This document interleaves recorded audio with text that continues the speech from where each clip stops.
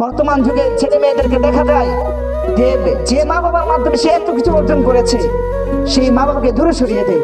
আজকে তার কাছে তার বন্ধু বান্ধব অনেক কাছের মনে হয়, বন্ধু বান্ধবকে কাছে টেনে নেয় আর মাতাকে দূরে সরিয়ে দেয়। বিবাহ করার পর মাতা পিতা থেকে আলাদা হয়ে যায়। যে মা বাবার মাধ্যমে, যে মা বাবার চোখের পানিতে আজকে এত বড় হয়েছে, আজকে সেই মা বাবাকে ভুলে গিয়ে সে আলাদা হয়ে যায়। সে শহরে প্রাচীর মধ্যে থাকে, সে অনেক দামি দামি খাবার খায়, অনেক দামি দামি পোশাক পরিধান করে, যখন যেখানে ইচ্ছে সেখানে ঘোরাফেরা করে।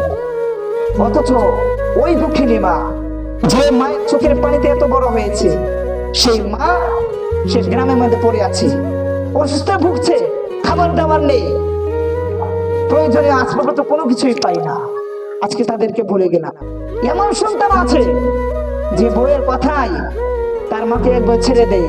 এমন সময় এমন দেখা দেয় যে যে মা বাবা তাকে কষ্ট করে টাকা পয়সা উপার্জন করে তার শিক্ষা দীক্ষার জন্য এত কষ্ট করেছে, তাকে পুলিশ অফিসার বানিয়েছে, অনেক ডিগ্রি অর্জন করিয়েছে, আজকে সে চাকরি পেয়েছে, কোটি কোটি টাকার মালিক হয়েছে, কিন্তু বউয়ের পিছনে পড়ে, বউয়ের কথা সে উঠা বসে পড়ে, ওই মা বাবাকে সে ফেলে দেয়।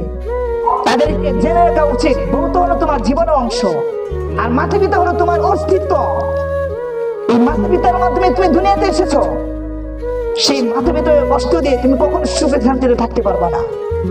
এই মাতা পিতার শান্তির, এই মাতা পিতাকে যদি তুমি শান্তি দিয়ে যেতে পারো, সুখে রাখতে পারো, তাহলে প্রকৃত শান্তি। এই মা বাবাকে খুশি করার জন্য টাকা পয়সা কোনো প্রয়োজন হয় না।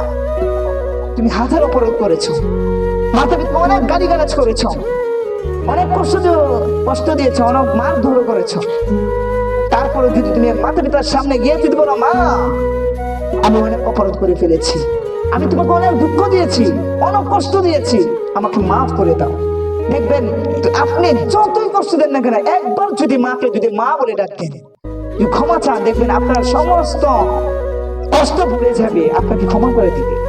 এটাই হলো কি মা, এটাই হলো কি বাবা। কিন্তু আজকে আমরা মাতা পিতার মতো এত বড় গনিমত, এত বড় নিয়ামত পেয়েও আজকে আমরা সেই নিয়ামতের কোনো কদর করছি না। হ্যাঁ, বুঝে আসবে যেদিন এই দুনিয়া থেকে মা বাবা আমার যখন ছায়াটা দেবো আমার মাথার উপর থেকে সরে যাবে, যেদিন আমার মাথা পিতা চলে যাবে, সেদিন বুঝে আসবে মা বাবা কি জিনিস। আজকে তো আছে, এই জন্য মাতা পিতার এত কদর করি না।